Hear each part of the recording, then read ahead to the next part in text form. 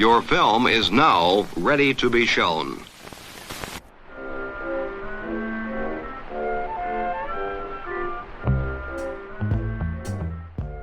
Good morning. I'm Justin Hendricks, editor of Tech Policy Press. We publish news, analysis, and perspectives on issues at the intersection of tech and democracy.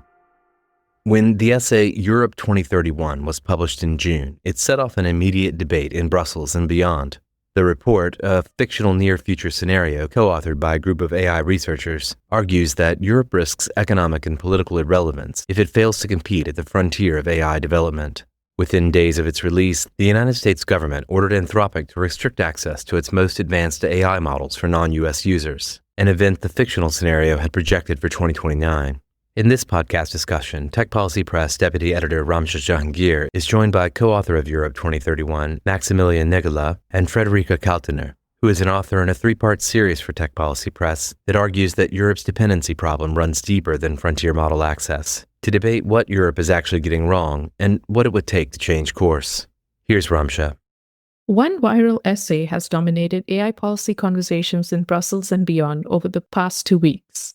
Europe 2031, a sprawling fictional near-future scenario, argues that Europe is sleepwalking into technological irrelevance, that it accounts for roughly a fifth of global GDP, but remains almost entirely absent from the frontier of AI development.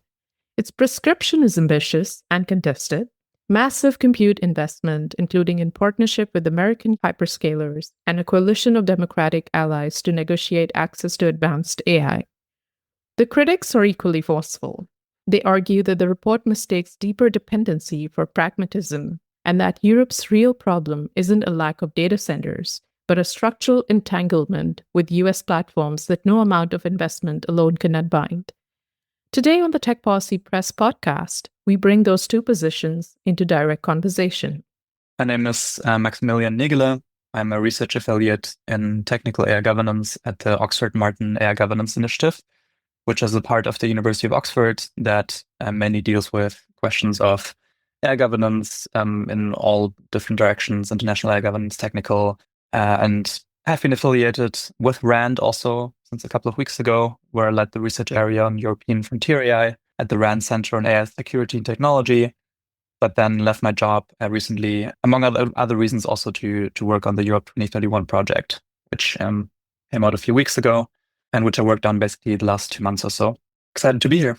Excited to be here too. I'm Friederike Kaltener. I work since many years on tech policy and in the last few years specifically on the discrepancy between the reality of the AI market and some of Europe's ambitions for AI, including as an advisor for the AI Now Institute. And in this function, we've also published a series on Tech Policy Press that analyzes the European AI market. And I'm very excited about this discussion. Thank you so much, both of you, for this very timely discussion. Maybe we could actually start by introducing Europe 2031, a very, very viral essay that was published, I think, around 2 weeks ago, and it's been the talk of the town. So, Max, would you like to introduce that to our listeners? Sure, happy to. Europe 2031 is a kind of scenario piece, as we call it. It's a bit like a story. It's told from the perspective of two people, a young European Commission policy officer and her entrepreneur friend who's moved to Silicon Valley. And they sort of like have a conversation throughout the scenario. The scenario spans between 2025 and 2034 when there's an epilogue, basically. And the whole topic of the piece is just European AI policy and the way in which Europe basically falls behind the big AI powers due to its lack of agency, but also partly due to just incentives that are not aligned between the various actors that are involved. And the story sort of unfolds slowly, beginning in 2025, where it's still based on real events. So the first couple of chapters are all real stories that many of us have heard about in our policy. Sort of like if you're in the policy bubble, you know about these events that we talk about. And then at some point, mid-2026, it turns into something that we call a disciplined forecast or a disciplined imagination. So it's fictional, but the story is told in such a way that it could have happened based on our best judgment of what we think where the trends are going. And yeah, many people maybe have been shocked by it. It turns out rather badly. So in 2031, basically the European economy is kind of hollowed out. The Americans and the Chinese make offers to buy up European industry. There's basically no geopolitical agency left in Europe. And in the end, Caroline, the young policy worker who used to work in Brussels at the European Commission, kind of emigrates to the US to live with her sort of entrepreneur friend there. And nobody really knows what's happening with Europe, but it's implied that it's not a positive situation. And the reason why we wrote this piece is because we're kind of like a ragtag group of people, think tankers, investors, researchers of all kinds, who all came together because of a shared diagnosis. And that shared diagnosis was that European AI policy was not going well. And we tried to change it, but somehow nothing stuck. And we tried to write papers about it. We tried to like explain it to policymakers, but you just needed a kind of viral or like slightly subversive moment to really point attention to that. And that's certainly my motivation going in. But maybe as a last thing that I want to say, so this was written by 8 different people, and none of us are in a way like a think tank or anything like that. We're all like different people. We have different opinions. And so when I speak about the project and everything, then that's my position and not necessarily the position of everybody else in the group. And yeah, we also didn't get any financing or funding for it. And this was just all based on our personal savings and like free time basically that we invested. And yeah, I have to say I was super surprised by the impact of the piece. I personally didn't expect it to go that viral, but it did, and that's amazing. And so we're having lots of discussions, which was exactly also the intention. So looking forward to that. Thanks, Max. You mentioned obviously in the report, in the essay, that Europe would lose access to frontier AI models by 2029. And it's interesting that sort of happened within, I guess, a few days, or maybe a day after publication of this essay. Could you talk a little bit more about when that happened, what happened, and then do you read it as evidence for the same conclusions that you pointed to in your essay? Yeah, I can remember when it happened. I was basically somewhere in London at a conference and remember waking up in the morning and my phone was full of messages and people telling me, oh my God, something happened. It's amazing. Like they looked, the prediction came true and I didn't really understand what was happening. And then I checked on the news and then lo and behold, indeed, the US government had restricted access to one of Anthropic's most powerful models out of national security reasons, basically. I tried to sort of figure out what actually happened behind the scenes. And I think it was, in fact, a mixture between just wanting to teach Anthropic a lesson because there has been the simmering conflict sort of between the US government and Anthropic, but then also there were real national security concerns around the model potentially being jailbreakable with some specific methodology. And so they restricted access. This is something that I think many of us in the scene, let's say in the AI governance bubble, had already expected to happen at some point in the future. And that's why we also wrote it in the scenario. That it happened so fast was definitely a surprise for us. We didn't see that coming. And it also happened in a slightly different way than we had predicted. But I think this general pattern that as models become more powerful, they will be restricted. And also as compute becomes more scarce, governments will take prioritization decisions. I think that was definitely in the cards. And indeed, something that we've recently seen now, which also basically vindicates one of the predictions in the scenario, was that China now restricting access to certain open source models, which I think had a bit of less attention, but that's also something that happened. And of course, we were like happy because I think that definitely boosted the sort of virality of the essay. It came exactly at the right point. So in a sense, we got very lucky with it. And yeah, it somewhat vindicated our prediction, but I think this was something that like not only us, but like many people in the bubble sort of saw coming at some point. Friederike, you have been running a series on what the AI market of Europe looks like in partnership with Tech Policy Press already, and speaking to some of the structural dependencies of the European stack. So what does that dependence on foreign AI actually look like in practice? And then a follow-up to that question that ties to what Max was talking about is when economic competition over AI becomes a geopolitical competition, who should control access to the most advanced systems? There's many questions at the same time. Maybe let me start by saying what I appreciated about the Europe 2031 work. When reading it, you feel a real sense of urgency. You're left with a real sort of sense of concern. And those are two things that I share. I also thought it's been incredibly well done. This is how our policy papers should be written. very engaging, and it definitely started a discussion. My concern is that it uses a single scenario to make an incredibly controversial recommendation that I'm worried about will make Europe even more dependent than it is already. So that's sort of where I'm coming from. And I can take a step back and talk about what our thinking is about the European AI market and what this dependency looks like and what I'm concerned about. So what has really been interesting in the last few years, Europe's AI sort of industrial strategy has been characterized by a large degree of magical thinking. So the strategy focused on in a very simplified way, on two different aspects. So on the one hand, there's been an effort to invest in compute for training large-scale models, obviously with insufficient funding, but that's been one part of the strategy. And the other one is boosting AI adoption. And what we wanted to achieve with this series was to argue that Europe is structurally dependent on a very small number of US firms across the AI stack in ways that are really difficult to untangle. And this sort of stack-by-stack supply and demand thinking that we've seen from the Commission doesn't just fail in making Europe independent, it also risks making Europe more dependent. So we start this series by looking at the application layer. And what we notice there is that if the strategy is to boost the number of AI startups in Europe, we have to take a look at what these startups actually are. And many of the most celebrated AI startups in Europe, not all of them, but a significant share, sort of focus on the application layer. And in many cases, they build on proprietary models, let's say models by Anthropic, to make AI useful and to build on top. There's nothing wrong with that approach. It actually is, it's not easy, it's kind of difficult, but it's incredibly risky as a strategy for a company. And also as a sort of industrial strategy for Europe, it doesn't really make us more dependent because, as Max sort of mentioned, it's not just that models can be turned off. It's not just that models at the frontier, access to these models can be revoked, but also all kinds of models. If you're building on top of them, you're dependent on another company's terms of services, on their pricing, which is currently heavily subsidized. And also for Europe, it means that the more AI is used, the more money is being made primarily elsewhere. So that's sort of the first piece.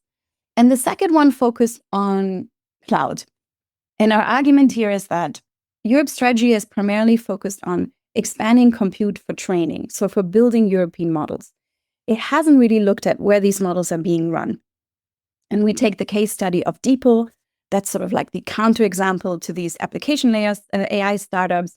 DeepL is the Cologne-based translation AI company, has their own proprietary models, proudly European, trained on European compute, run on European servers, and they recently entered an agreement with AWS.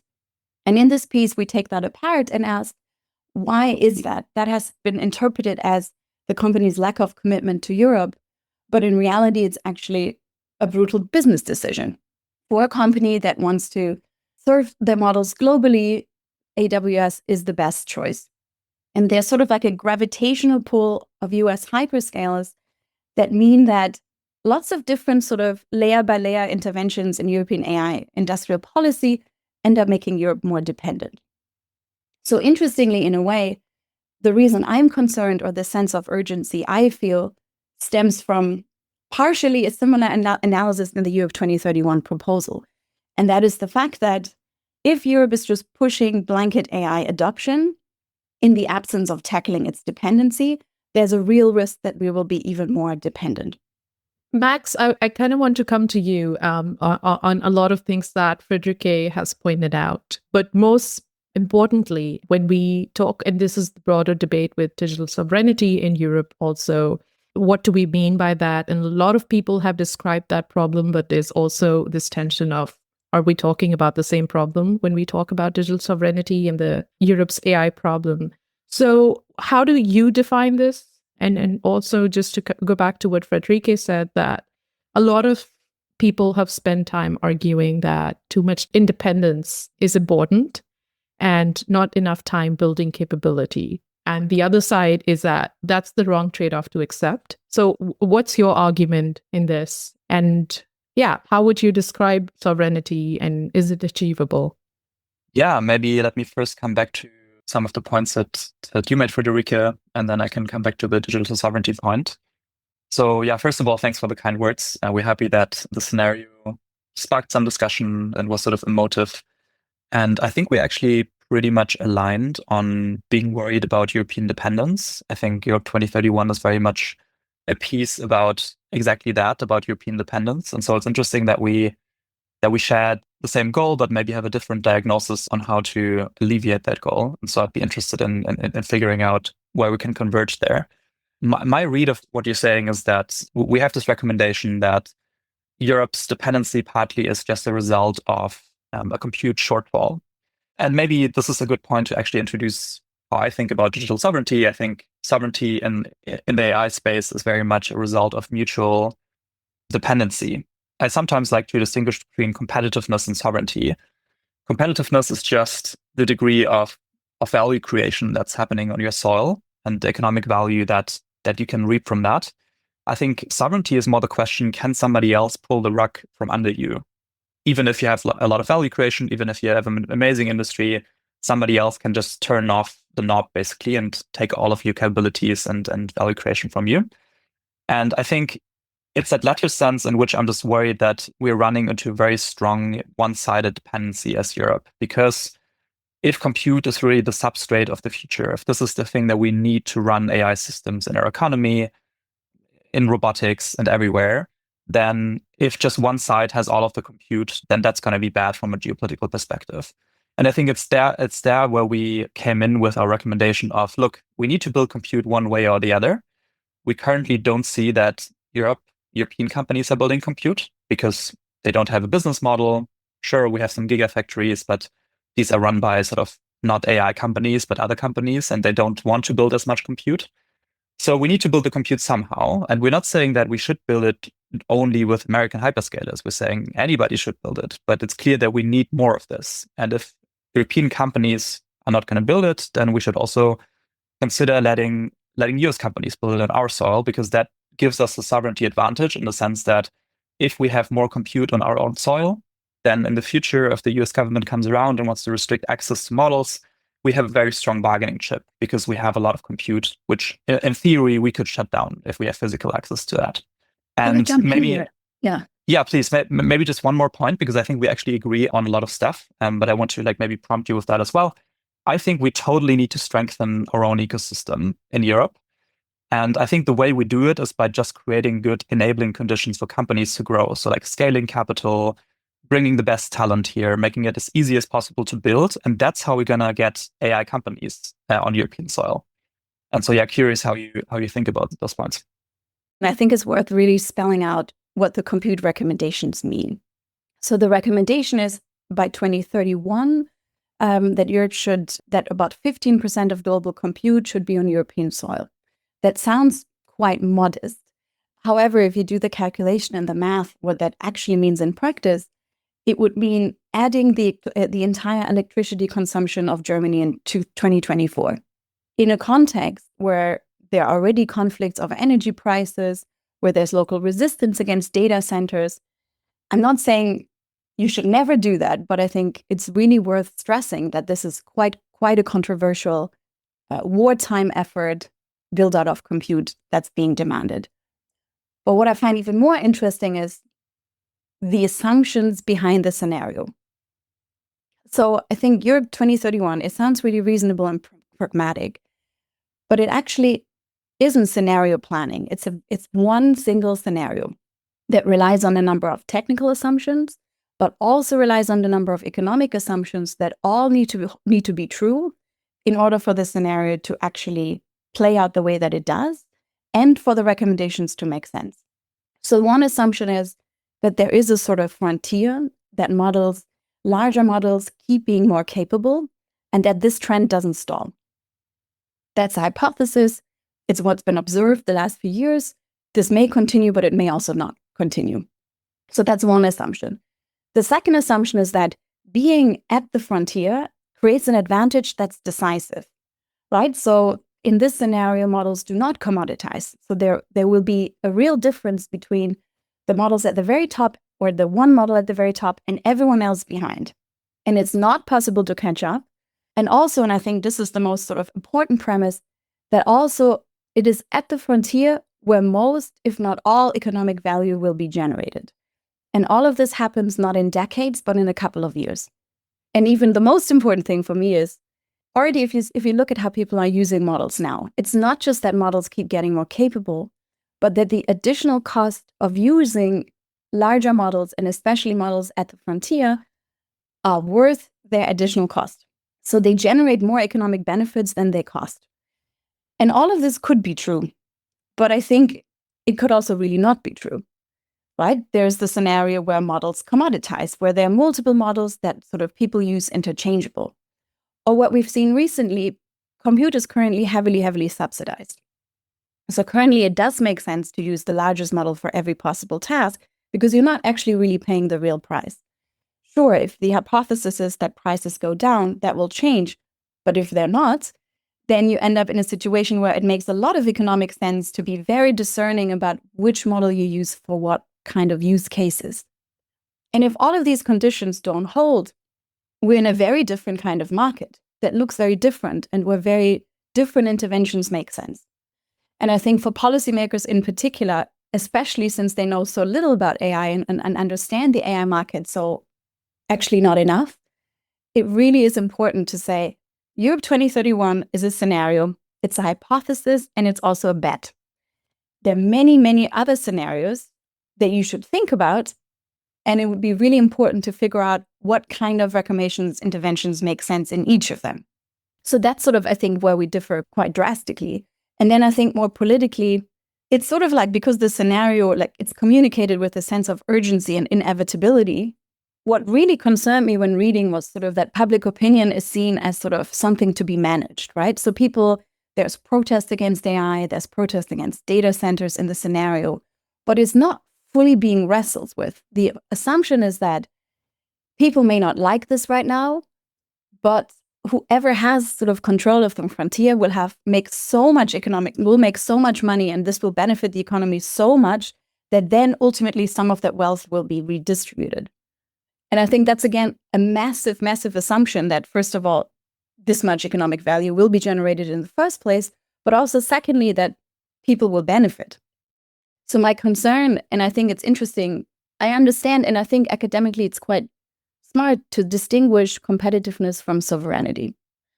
However, I do think, what are we doing all of this for, right? AI is not an inevitable force that we need to react to, but these are highly political decisions that need to be made.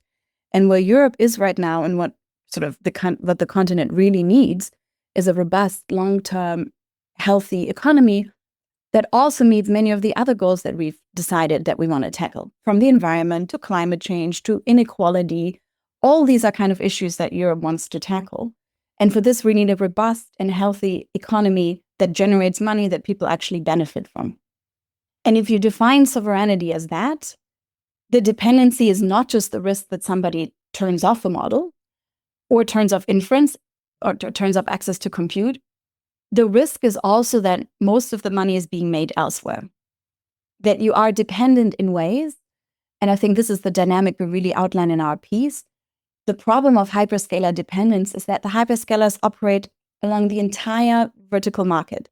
So if you're dependent, even in industrial AI, if you're dependent on AWS, you're dependent on your competitor who also is venturing into industrial AI and robotics.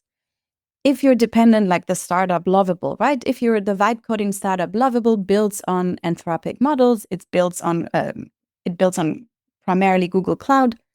You're dependent on companies that want to enter the same markets that you're also in. And that is a really long-term risk for a healthy economy.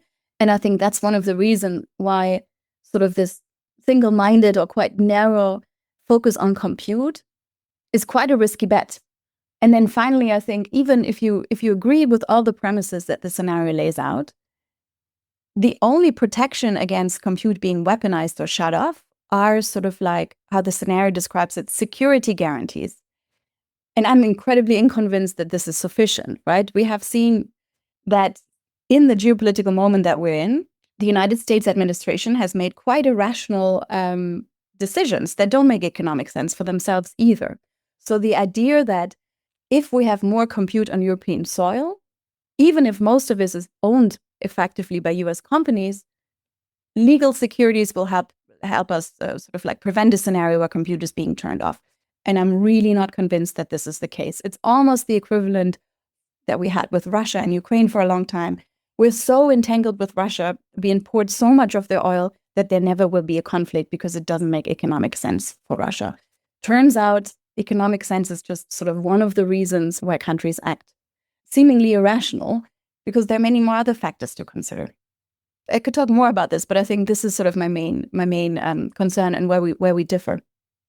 I do want to go back to the tension before coming to you, Max. I think when I said that you both are describing a problem, but are you describing the same problem? But I think there are two questions here. One is obviously to build scale in compute because Europe is behind. And then the other question is, who controls the infrastructure and the distribution and the ecosystem? So I think there are two problems we're talking about, and I wanted to point that out. Max, do you want to address some of the concerns Friederike pointed out? Yeah, happy to. I think you started out with saying it's a big proposal. It requires building lots and lots of stuff in a very short amount of time, and that's absolutely true. We say at the beginning of the scenario, at the very top of the website, that the challenges by frontier AI require the most ambitious political agenda in post-World War II Europe, and we really mean that. That's not just a catchy sort of phrase that we use. This is actually what we mean. And we think that AI will be similar to the Industrial Revolution.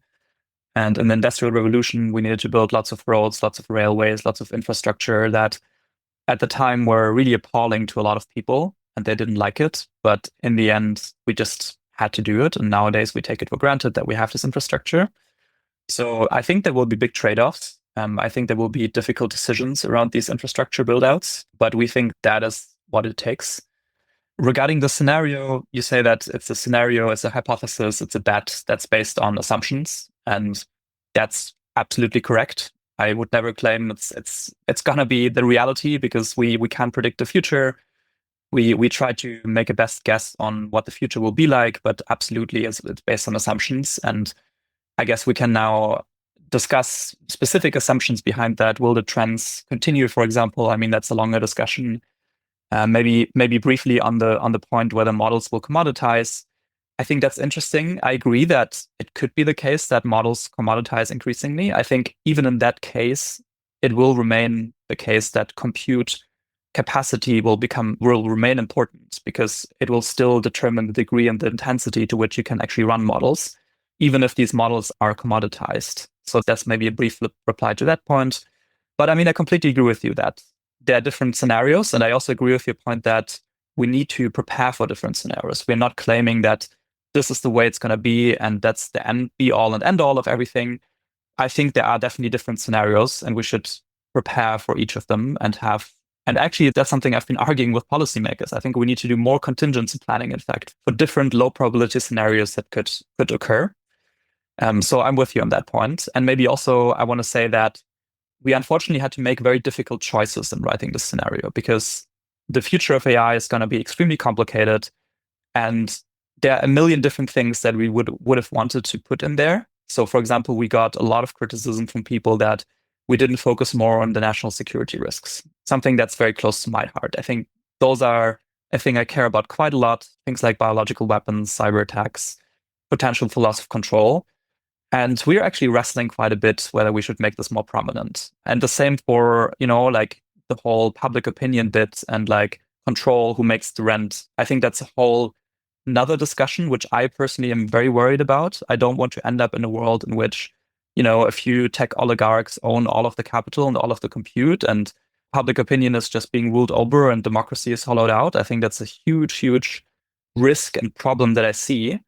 And that I would have loved to weave more into the scenario. It's just that from a storytelling perspective, we wanted to make sure that this is about European sovereignty and dependence. And I think it just works better if we don't introduce like a million different strands in there. But I think you observed correctly that this is a prioritization decision that we made. But I want to just claim here that there are lots of other things that we think are extremely important in AI. And I think definitely the wealth redistribution point is a very, very big one, which we completely gloss over here.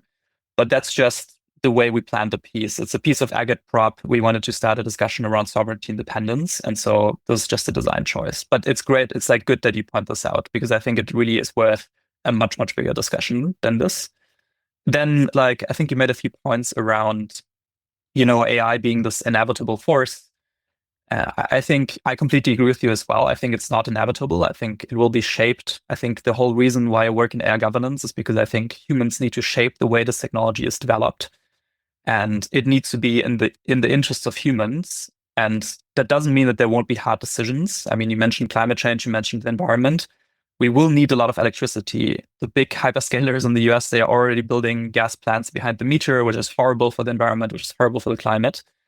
But I also don't want to say that we can do everything. I think one mistake in European AI policy in the past has been that we've been claiming, we can just save the climate and do everything and save the economy and this kind of everything bagel idea that I think has been very damaging. And I think there has been a reluctance to actually explain hard trade-offs to the voters. Maybe, I think like on the dependency point on like the hyperscaler dependence and like the hyperscaler market and security guarantees and this idea that we run ourselves into dependency. So I think like one thing I very much want to agree with you is that we need to build more indigenous capacity and we need indigenous hyperscalers, we need indigenous AI companies and so on. It just happens to be the case that we don't have them at the moment. It is very unfortunate, but our best companies, they don't go to the European hyperscalers in many cases. They go to the American hyperscalers because they just, in the current competitive market that we're in, they're just offering the better services. And the American AI models are just better at the moment. And I think that's not a reason. I think that's not because Europe hasn't been taking care of its sovereignty enough, or because we haven't, done an AI sovereignty strategy by the Commission or something like that. I think this is just plain and simple economic policy. It's just the same competitiveness policy that Mario Draghi talked about, that everybody has been talking about for years on end. If we had the best talent, the best capital markets, the best conditions for our companies to grow and scale extremely fast across all of Europe, I think this is the way we can solve this problem. I think the way we can solve this problem is not by making specific predictions about, which models we should buy, or like maybe even sort of like ideas around, we not only need to buy European now. I think it's mainly just the economic policy that we need to fix. And I'm curious how you think about that point, Friederike. Maximilian said so many things I'd love to respond to. I think what's really interesting about, obviously, like I'm not criticizing that you made a compelling narrative focused on one scenario, sure. And of course, there are many things you didn't consider, and you made the choice not to consider other scenarios. What I'm really interested in is that the scenario creates a sense of inevitability, and it's really designed to back up the policy recommendations. And these are massive compute build-out, loosening of labor protections, I also noticed in there. And that raises lots of questions. And I think it's also important to consider other trajectories and whether the same recommendations would hold. So what's interesting, like if models commodify, where's the money being made? Most of the money will be made at the compute layer because the models themselves are becoming, maybe not completely, but they'll be much more interchangeable. So if we're then in a scenario where all of the compute layer is essentially owned by US companies, and I can explain a bit more about the market logic that without further intervention would lead to a scenario where much of this sort of infrastructure layer is owned by a very small number of US companies, then they will continue what they're already doing, which is rent seeking. And then the question is, what does that mean for the European economy? I think what I also wanted to address is the idea, I think you said, in the current competitive market, people choose American models and they choose to go to US hyperscalers. And of course, that is true. People make the decisions that they make. And I also think people or companies, the public sector, there are some scenarios where you would choose a vendor based on, let's say, sovereignty criteria. But in most cases, that's not how companies or individuals make decisions. So it's really interesting to look at, so what does the market for AI models and cloud actually look like? And that's not me speaking. That's the Competition and Markets Authority in the UK. That's the FTC in the United States, pre-Trump. that is the European Commission, they've all analyzed this market and come to the conclusion that it is not just concentrated, that we know that it is dominated by a small number of companies, but that at least in the case of cloud providers, that there is strong evidence that they are also abusing their market position.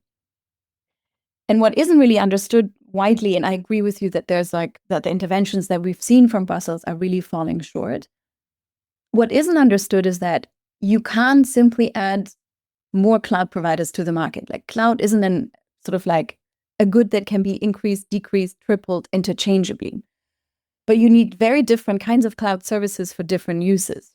And the reason why currently US hyperscalers benefit so much from US is that all the large proprietary models come bundled with the 3 dominant cloud providers.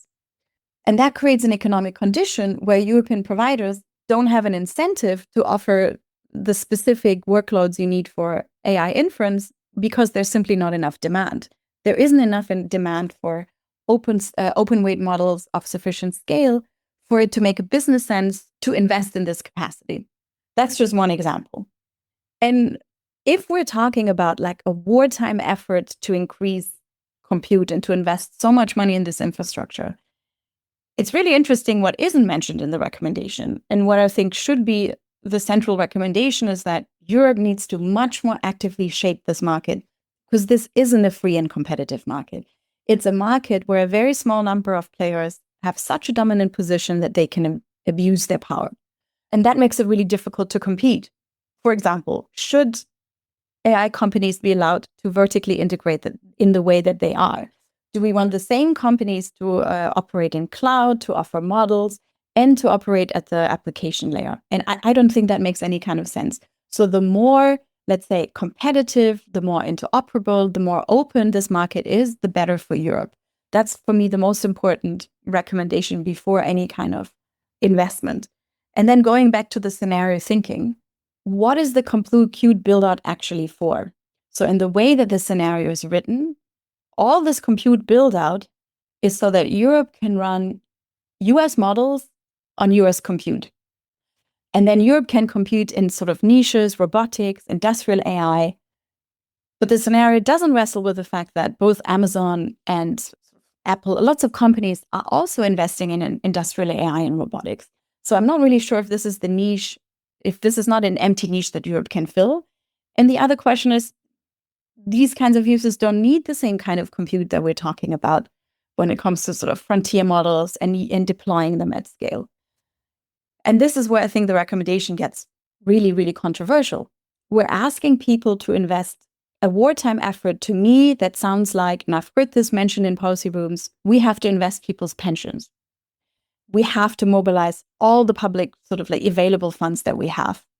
US hyperscalers won't just come to Europe. Just to clarify, this is not something that we're saying in the scenario. We're not saying I that know we're you're not investing saying that, but that's funds. how it's, I know, but the question is like, where's the money going to come from?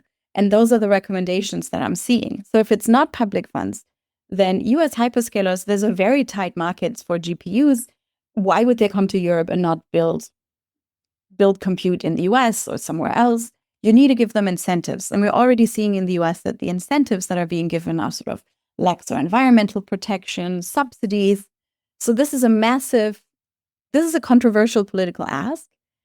And I'm not really sure what Europe gets out of it. Europe gets to run US models on US infrastructure in the hope that Europe can compete in industrial AI or robotics. And the entire scenario also assumes that there will be no market correction, that the current trajectory of AI that we've been seeing the last few years will continue as it has been before. And I think that's a bit of thin evidence for sort of like the weight and the scale of the recommendations. I think there's obviously a lot to unpack here, but maybe before we wrap up, I would like you both to answer basically what should be a priority for European policymakers right now. If let's say Europe cannot compete across every layer of the AI stack, which layers are strategically non-negotiable and what should be the priorities? Yeah, really very brief reply. So I think it's interesting. I'm actually open to the idea that Europe should take more active steps to shape the market. I think that it's not necessarily exclusive to some of the recommendations that we make. I think it's an interesting point. I think one maybe important thing I want to highlight here is that we're not recommending that, like public funds or people's pensions are being spent on compute. So one thing that we ask for is that more of the capital, the global capital, US capital including, that is already going into compute, more of that should be going on compute on European soil, because it will go into compute anyway. And it's just better if it does so on European soil than in other places. But it is true that we need supply side reform for that. On the pension funds bit, this is actually something that's fairly, I wouldn't say it's controversial. I think that's something that has been asked for many times. I think the idea is here just that we need more of the pension fund money across Europe that we have to be invested in innovative companies and like scaling capital and venture capital, just like the US does, which is, I think, one of the main reasons why the US economy is like, pushing ahead, especially in this tech sector. We're not saying that people's pensions should be spent just on compute. This is just like a sort of venture capital point. And on the question that you mentioned, Ramshay, so I think I'm not sure if I want to make a specific bet or prediction on like which layers of the stack we should be competing in. Like I'm in a lot of these discussions all the time and in roundtables, and I always hear this point of, okay, like what is Europe's strength? What should we compete in? Like which layers should we focus on? And I always find that a bit confusing because nobody in the US ever talked about this. Nobody in the US ever sat down and said, okay, which layers of the stack will the US now compete in? All of this is private companies, private capital that do things, that innovate, and they happen to result in a very strong positioning across the stack. And so I think before we make any predictions or bets or say, oh, we definitely need to focus on the whatever industrial AI layer or something like that, I think we just need to implement basic economic reforms that cut across all of these layers.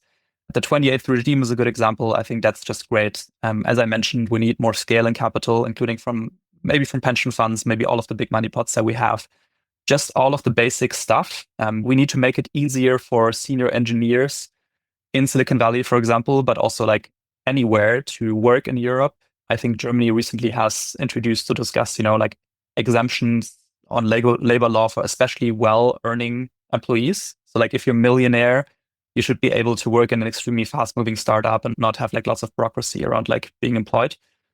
These kinds of basic things, just get the best people, give them a lot of money, let them build. I think this will enable us to complete all across the stack, including the layers that will be important in the future, because we as policymakers, or at least I can't predict what that will be. I think the companies are better at that. And so we should make sure that the companies can actually make these bets. And that would be sort of like my first basic recommendation before saying like any specific layer or something like that. I think it all boils down to, do you think of AI as a normal technology, as something we've seen before, or do you think of AI as an exceptional technology? And even if you think of it as an exceptional technology, do you think most or all economic benefit will come from either owning or deploying the frontier? Or do you think there are a lot more options? I think this is what shapes, depending on these answers, you end up with very, very different policy responses. I'm more in the camp of AI as a normal technology, as in, of course, AI is useful for many interesting tasks, but it also isn't useful for anything and everything and under any conditions. And diffusion may take longer than we think. So this is just where I personally fall in. But regardless, I'm also with Maximilian, as in policymakers should make focus on things that are useful regardless of how the trajectory continues and how the market continues. And I think this is where this sort of like the massive compute build out is a speculative bet. This isn't the same as investing European pensions in startups and companies. This is essentially using European pensions as high-risk venture capital. You can do that, but it's a really controversial proposal that needs more than sort of like managing people's opinion. This would need massive support from people. Because if the bet doesn't turn out, I'm really concerned that we'll experience a crisis of political legitimacy. People are already not really excited about AI and data centers. If this is being pushed down their throat and the bet doesn't turn out, yeah, democratic institutions will suffer.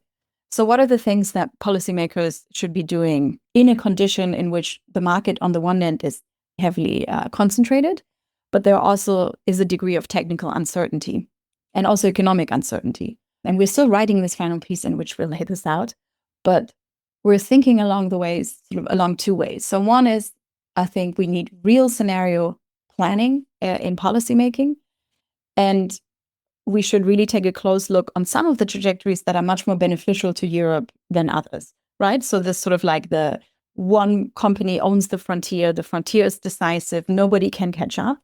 That's devastating for Europe. The commodification thesis is much more beneficial. It leaves much more room for leverage. So Europe should do everything in their power to create the conditions under which it would benefit from a commodification.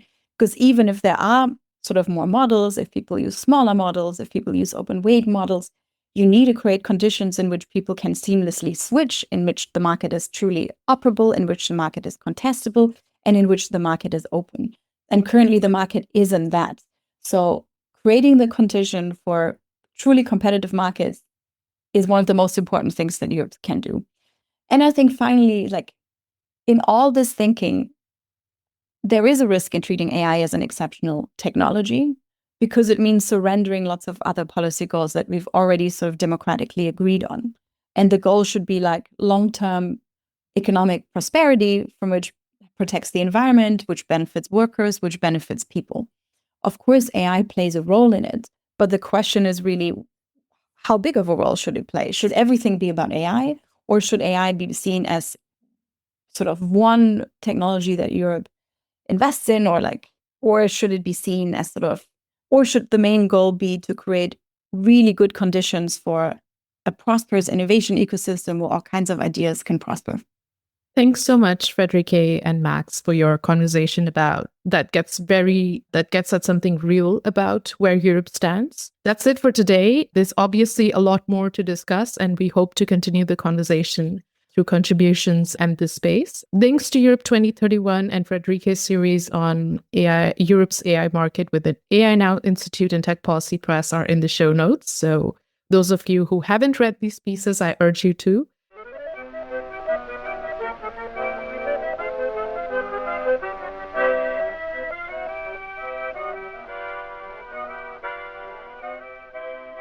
That's it for this episode. I hope you'll send your feedback. You can write to me at justin@techpolicy.press. Thanks to Ramsha, thanks to my co-founder Brian Jones, and thank you for listening.